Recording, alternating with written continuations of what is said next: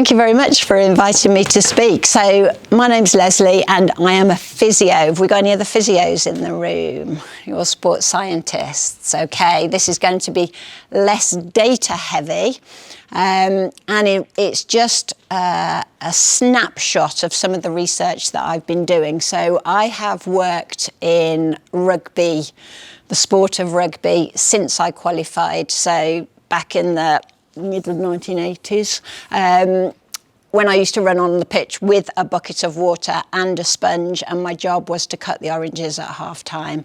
And then I moved on and I worked for England Rugby for 17 years with the England under-20s, but also consulting to the England senior team.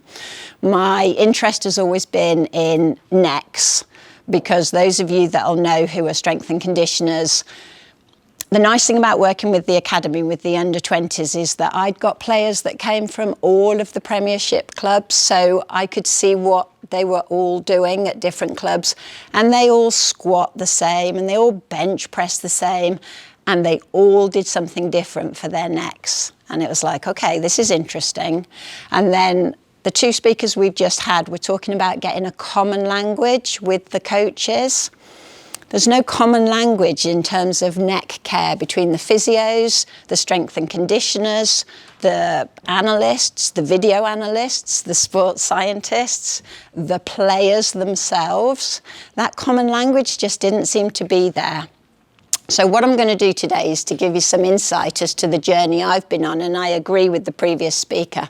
So I was just a physio working in the NHS, but I knocked on a few doors and I went and I worked local grassroots rugby initially, and then I just kept moving up the ranks gently until I found an England camp that needed a physio just by word of mouth and keeping my ears open. And then I went in and then I asked a few challenging questions, and I was lucky because the coach that was there at the time was Brian Ashton, and he was a forward-looking coach and he liked the questions I was asking. I didn't just go in and do the same thing. So for the students who are in the room, just be aware that if you can get a focus of interest that's yours, that just challenges the norm, that's often the way forward, as well as having a good background knowledge.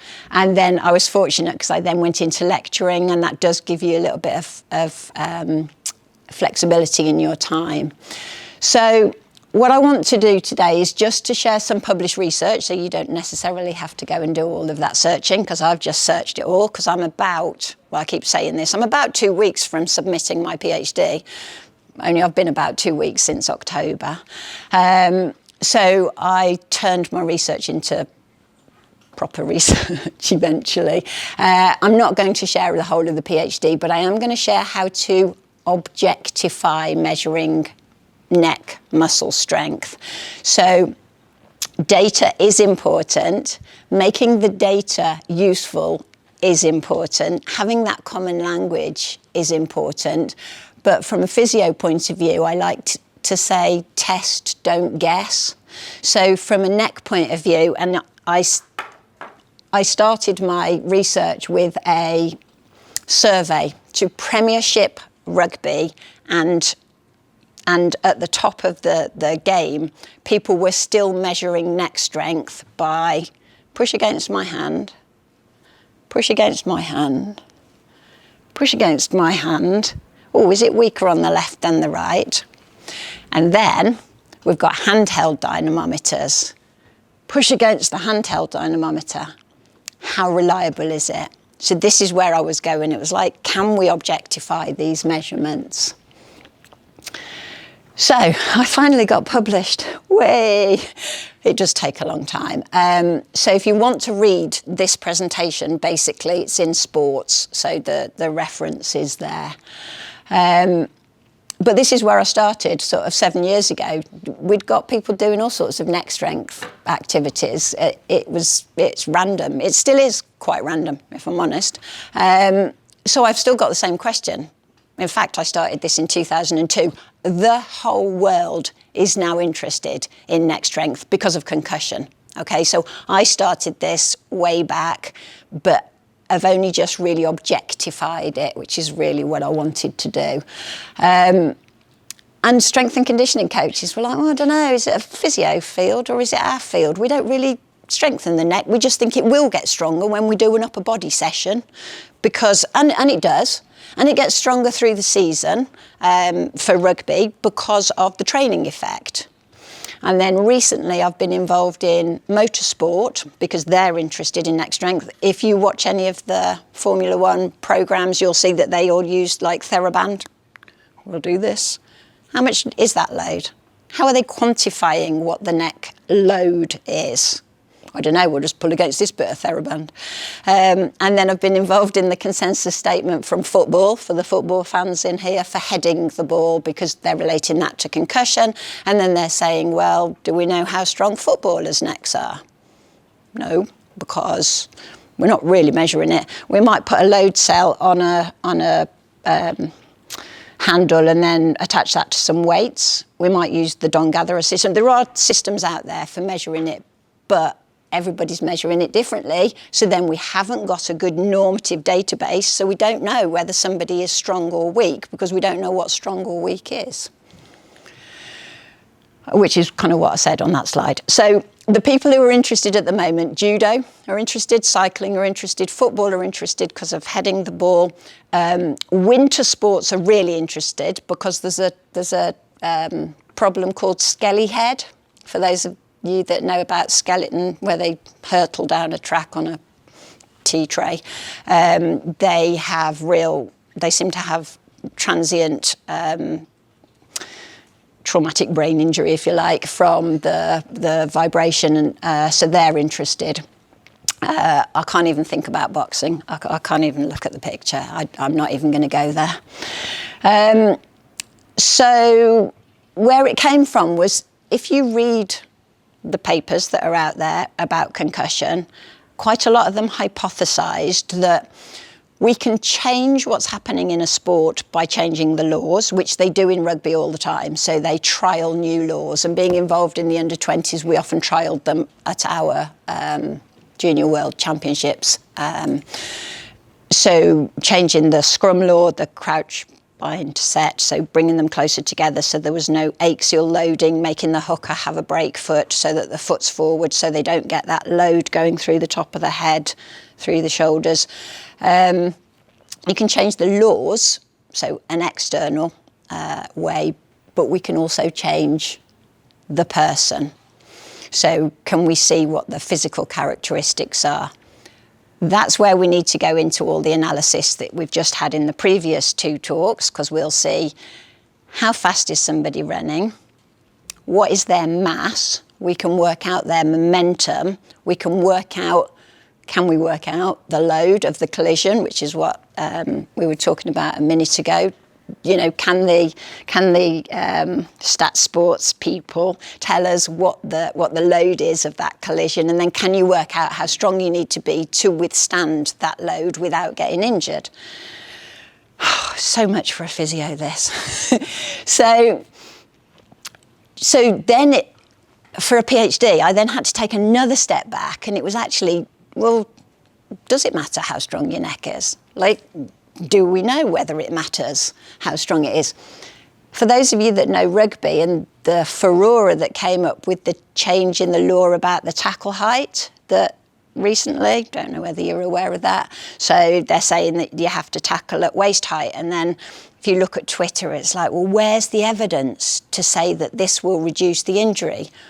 Well, the evidence isn't really there. There was a bit of a trial in France, but it's not really there because that hasn't been the law. So how can you have evidence for something? You've got to trial it somewhere before you can actually get the evidence. So there's been obviously some more work done in America because of American football, but then you can't really translate that to rugby because they wear helmets, so they've got a different game, but different protective equipment as well. However, the hypothesis is if you can generate more force through your neck muscles, you can control the acceleration of the head when you take a blow to the body, and that's what the research that is being done, like at the University of Bath, where they're trying to simulate the game and measure the forces. That's where that's coming from. So we're trying to link whether a stronger neck reduces concussion. Then comes the question of how do you know what a strong neck is? Can we actually measure it? And this was the question that I was going around asking people. Are you measuring your athlete's neck strength? And what markers are you using? So if you say I'm doing exercises to make sure the neck is strong and healthy, how do you know it's getting stronger other than the amount of weight that they can maybe hold to fatigue? And we'd really got no normative data on any of the athletes. So I did a survey and realised that there was a lack of consensus of what was going on. The audit of neck strength versus injury was inconsistent because nobody was really measuring neck strength, so we didn't know that. We couldn't necessarily link neck strength to concussion, yet people were in published papers, but without any actual evidence to back it up. So then I came to the point of, well, we need something to measure it that's reliable. Otherwise, we can't answer any of these questions. So I went and looked at the data in the literature, and there were all sorts of things. So what we've got here, this was Danielle Salmon, who did really good work in New Zealand and now works with the All Blacks. And she made her own rig in the lab so that she could do what she called a simulated scrum position, although it's not really because the torso's supported on the bench. Versti and then recently Farley have used the handheld dynamometer, which is obviously a good choice for in the field because it's portable, it's cheaper, and they measured all the Georgian rugby players with the handheld. The gatherer system's been around a long time. That's a brake test though, so you pull until the person can't hold it anymore and then their head goes, and the players don't like that particularly. A lot of rugby players play with neck pain, so they don't like that. Geary then kind of adapted that, and then I found the Vald kit when it was the groin bar. So this is the piece of equipment that I'm saying, I don't work for Vald, but this was the kit that I thought, this works for me. Not only that, if the club had a groin bar, which a lot of the Premiership clubs did have, they can use it for multiple things. So they can measure all the groin tests, which is what it was designed for.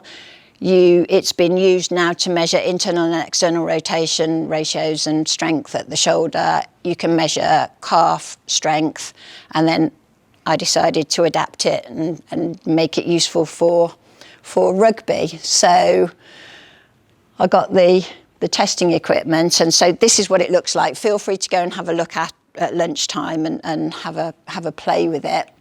But basically, got the kit, and because the bar here rotates, so here are the load cells, 4 load cells. The bar rotates, so we could measure left and right side flexion and extension. And then I thought we'd better do a reliability study, really. So that's what we did. And then it was repurposed from the groin bar and called the force frame because Vald realised how good it was and that actually it can measure multiple things. Therefore, it might cost a little bit more, but actually it's multi-purpose, which is what people always want. Decided to go with the quadruped position, but what that meant was that Vald actually had to make a different frame for me because my 6'7" second row players, this was too small. They couldn't adopt the quadruped position. In fact, the team's calling it the giraffe position because they'd have their arms out here to get the second row players in the machine. So they had to. So Vald were great. They just made a taller frame for me with the rugby rather than the smaller frame, so that we could get people in the quadruped position, elbows straight, hands below the shoulders, knees below the hips. Scapula retracted, so it was repeatable. So it was an absolutely repeatable start position. And then this is just the boring stuff of what my study actually was. So I did a reliability study, and then I've gone on and I've now got 150 plus sets of data on Premiership and England rugby players, so that I'm now starting to build a nice normative data set of rugby players.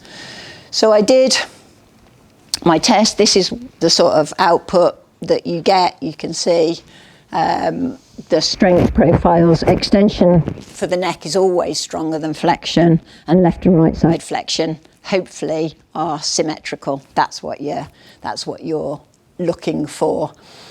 So, as one of the other speakers said, this is useful for multiple things. You can use it for normative database. You can use it for, is an academy player strong enough to move up to first team? You can use it for return to training after injury, return to play after injury. It's a measurement that you can use as you would any other objective marker for return to play, as you would for hamstring injuries, for example. So for neck injuries. The nice thing about this as well is that if you're using the handheld dynamometer, if they've got a shoulder injury, it's going to affect the measurement of their neck strength, not because their neck is necessarily involved, but because they can't self-administer that test. This takes that out of it. Most research into handheld dynamometers, people try to fix the handheld dynamometer, so it's not held in the hand, to something to make it a fixed measurement. This just does it for you, so it takes away the unpredictability of that. You don't need to look at all these numbers. All you need to see is the reliability, the ICC, and I've got the coefficient of variation in the paper, was good to excellent. Side flexion, a little bit more variation actually in the measurements. Extension and flexion, so sagittal plane movements, much more reliable. But we're looking at 0.92, 0.95, 0.90. There was right side flexion, 0.85 for left side flexion. For test, retest. And I also did an inter-rater reliability test. And then something else that I did was, those are just to prove I can do scattergraphs. That was the inter-rater reliability, which was also good to excellent. But then I also put my participants on force plates and measured the force distribution through the hands, because I know you can't isolate just the neck. Yeah, you're never going to do that, are you? So I just had a look to see, is the start position consistent? And it is. Basically, again, I won't bore you with the details because you don't need to know that. You can, I will publish this paper as well at some point in my life.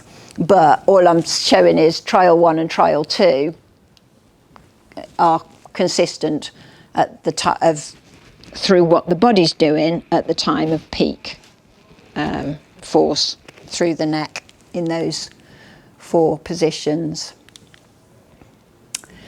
So, again, to take on board what the second speaker said today, so what?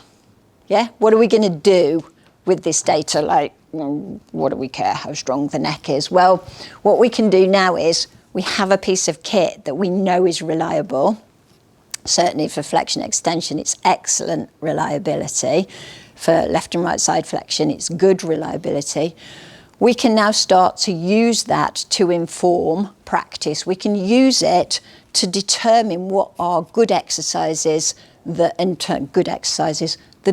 going to help somebody become stronger, but we can measure whether they're getting stronger. So we can start to explore what are effective exercises for the neck.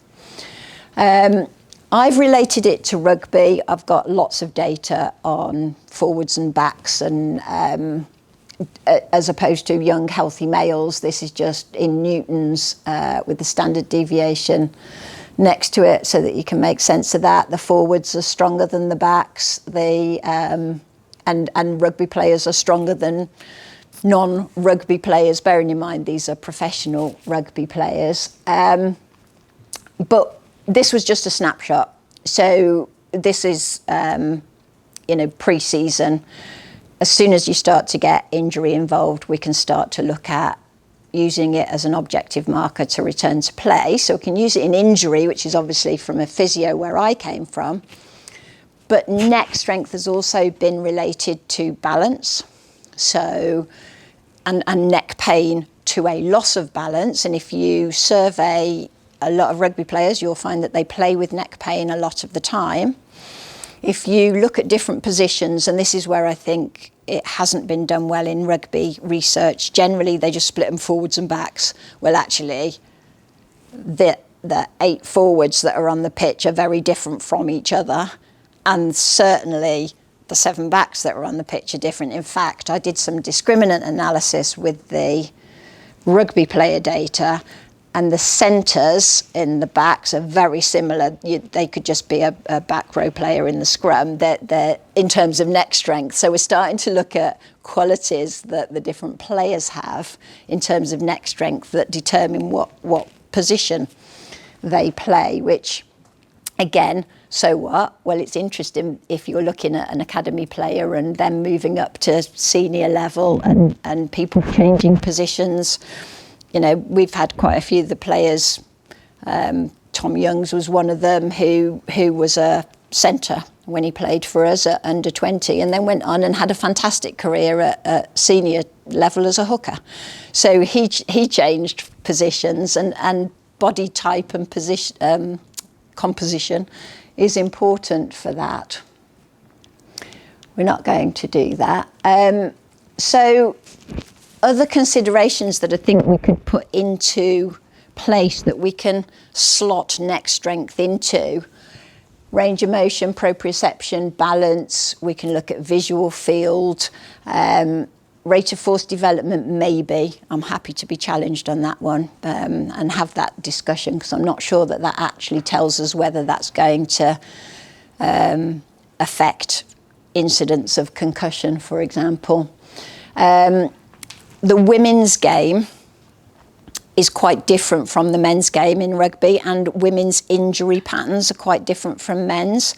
And what we see when we do video analysis of the women's game is that when they go down, when they get tackled, their head hits the floor and comes back. The men don't. The men can hold their heads. And so they don't get that whiplash that the women do every time that they go down, pretty much. So we need to look differently at the women's neck strength and rates of concussion and the etiology, really, of the injuries for the women's game as well. And then put it together with the video analysis. And then the final thing is, in rugby, they're starting to wear the instrumented mouth guards to measure the impact, and we need to start to look at neck strength and the impacts data and see whether that impacts on injury. So if you're ever thinking that you can't think what to do for your next research project, just give me a shout, because I've got about 10 lifetimes of research projects ideas in my head that I know are gaps. They're gaps in the literature and they are gaps in practice. And a question about how do you have this conversation with a coach? I've worked for so long in that situation where I've worked with the video analysts, the coaches, me as the physio, the doctor, and I know that all you need is a common language. If you can get a common language, and when you asked that question and you were answering it, and you also answered this, I just use colour coding for coaches. Like, if they're not fit to play, they're red.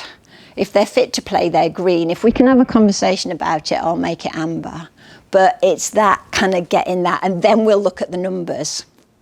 Then we'll see where we're at. And I want to get neck strength into the conversation that the strength and conditioning coach has, that, if numbers are dropping in the gym or there is an injury where they've not hit the markers for return to training or return to play, I think this is an important factor. But it needs to be incorporated across the board. We can't be having all these individual practices, because then there's no consensus. We're never going to get there. And then here you go. This is the next then 20 years worth of ideas. We now need to think about how are we strengthening the necks, and I just put a picture of the iron neck there, but when do they do the neck exercises? How are we measuring them? What are they doing? We're all doing something different, I'll tell you that for free. So have a think about what I've said. The room is disparate. There are people from different countries, there are people from different courses, different backgrounds. But I just want you to think about, take something away from what I've said. And if you've got any questions at ever in your career and it's related to neck strength, then just remember my name and think, yeah, she knows a little bit about it. Let's progress this. But feel free to contact me. I'm more than happy to answer questions. It's how I learn, and also recognise where there are other gaps to think, okay, we need to maybe address that. I now work at the University of Leicester.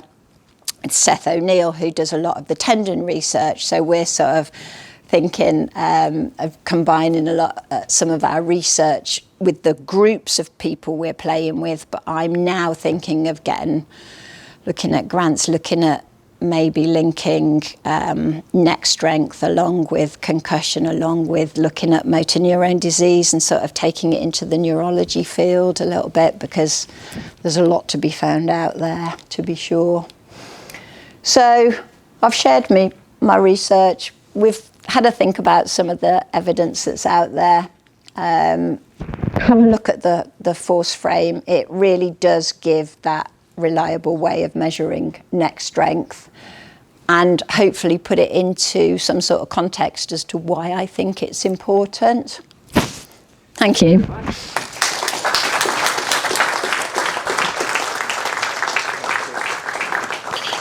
So before to open floor for questions, I'd like to make a very short consideration for my students of the level 6. If you have listened a bit this presentation, there was an analysis of the literature to understand obviously the demands of the game, a important research question, or at least some aims, okay? A tool or a way to evaluate with the reliability the aim and the parameters related to the aims, and after that the data were gathered, the implementation of this information into training. Okay, since the assessment is exactly the same, okay, remember obviously what Lesley say. So let's open the floor for questions, please. Since before we were talking also about box, we have an anonymous member of the audience that won a gold medal, Olympic gold medal some years ago. So if this person wanted to ask a question, that you can. Okay, but after you for the first question. Yes. Thanks for your presentation. I think finding a tool that can help us return to play after concussion is great. And what the golden nugget is, I don't know.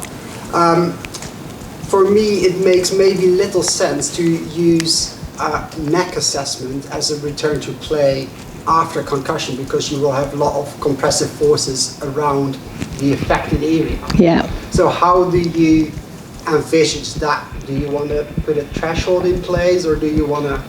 I want a baseline measurement before players have been concussed. So from a rugby point of view, I want this to become something that happens pre-season. It won't be standalone. It won't be like, oh, neck strength will be the measurement for concussion. It'll be alongside all of the other work that's happening, around the cognitive load with concussion, etc. But I just think that let me step back. We needed a way to be able to measure neck strength that was reliable. Now I've found that. We now need to look and see whether it is useful in relation to concussion, and I'm not saying necessarily that it is. So my entire PhD thesis is really not really mentioning concussion. I bring it in because it makes it alive to people, because they think, well, it might be related, and if it is, great. But I take your point that actually it might not be a measure of choice post-concussion. What it will be is, if we can measure concussed players and then measure their neck strength and see if the neck strength is reduced, it can be a return to training and a return to play criteria that we can use, but it's not going to say whether the concussion has gone. Absolutely, it's not. Very much. Take fast word for opinion. Did you find that there's some a specific protocol of exercise that increase the strength? For example, isometric more than, or there's something that you have to study again, or for exercise, yes. Exercise protocol. I will have to study it again, but the players who currently, some of the Premiership players took it upon themselves to develop their own exercise protocols. And I watched what they did, and they usually did dynamic work against a resistance, often using the iron neck, which they seem to quite like. So the iron neck is just the harness with a halo with the cord that's attached to the weights, but it can slide around, so they don't have to faff about to do their exercises. So they tended to work through range, and they recorded the strongest isometric maximum voluntary contraction, the people who were working against resistance through range. I haven't worked out how we can measure through range strength at the moment, so I'm going with my MVIC, and I'm just using things like mid-thigh pull as my kind of gold standard as to how I do it and the instructions I give. But I do think dynamic through range exercise seems to be, but again, I'm hypothesizing with anecdotal from what I've seen. I've not measured that yet. That's a next future direction.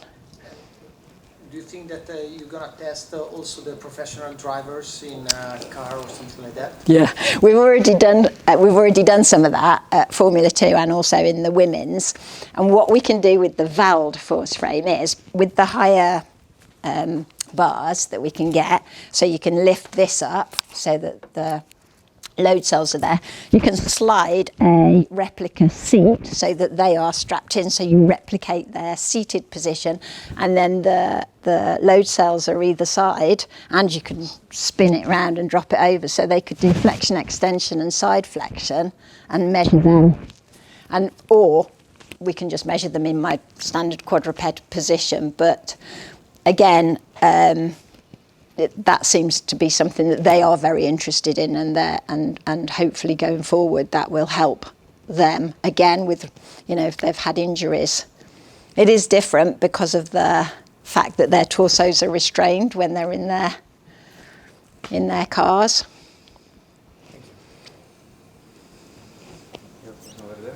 When I'm thinking about, for example, hamstrings, they are usually injured in an eccentric situation, and so when we assess them, we do tests in concentric and eccentric, and we have functional ratios to kind of predict. So when I'm thinking about neck, and the situations are like similar because confusions, you are eccentric, and when you told the rugby players, they couldn't hold the female rugby players, they couldn't hold his neck, so also eccentric, or drivers also. So, and these kinds of assess, I'm thinking, I'm asking like just concentric. So I've considered concentric and eccentric. So the brake test, where you pull on them until they stop, they're still measuring that isometrically rather than eccentrically. So eccentrically being that when the muscle's contracting as it's lengthening. So this is just measuring an isometric contraction, full stop. It's an isometric contraction, but they're making the test rather than you breaking the test. If that's what you're interested in, then I think you need to look at the load cell that is within where they wear a harness, get a load cell, get a handle like the Geary paper, and then you can pull, and potentially then you can measure them through range as they resist. They can pull away and do an eccentric load. This won't be able to do that. This is absolutely going to be an isometric test. Do we have another question? We have time for the last before we have the lunch break. Yes, please. Thank you. I'm not a rugby guy, I have to say that, but I pay a lot of attention to American football, and in many situations they receive the hit in moments where they are not activating their neck muscles. And for me, these are the most dangerous situations because you're not prepared. So what's your opinion on how to prepare an athlete for that particular situation? It's a brilliant question, and that is why I said I don't think that I care about rate of force development, because I don't think that they have the ability to, go, oh, I'm hit, I must contract my muscles now. So the only way that, in my mind, from coming from a physio background, that we're making a difference there is if we hypertrophy the muscles, so we make the muscles able to create more force, we increase the natural stiffness of the neck. So the bigger the muscle, the more stiffness we've got between the vertebra, then potentially we're conferring some sort of protective factor on that neck because it's bigger and therefore can protect itself, because the muscles can produce that protective force. So if you think of something like sternocleidomastoid, which doesn't even attach to the neck, as you know, because it attaches to the sternum, the clavicle and the skull, those are the muscle, and upper traps, those are the muscles that are really contracting there as you're sort of actively pushing against the force frame. However, the little segmental muscles like multifidus, erector spinae, longus colli, etc., if you're doing neck training, they are going to get stronger, create more force. They're not really the mobility muscles, they're just intersegmental, they're the stability muscles. So they're going to confer some additional stability to the spine by getting stronger, but not in a conscious way, just that they are going to confer some stability because they're better prepared, because they're stronger. So you mean training stabilizers more than training primary movers of the neck? I think training both, and I've always said this. So my master's dissertation was looking at proprioception of the spine, and I used the Vicon motion analysis and looked at head repositioning accuracy, and that was my stabilizing muscles that were working. They've got so many mechanoreceptors telling the head where it is in space, and I think the better trained they are, the better balanced you are. You know where your head is in space. People like people who can run with the ball and sidestep and not fatigue, they're the people who are going to have the best trained neck muscles, in my opinion. So I think there's a performance enhancement element as well as an injury prevention element to training the neck. And I think the same in football. I just don't think it's been explored.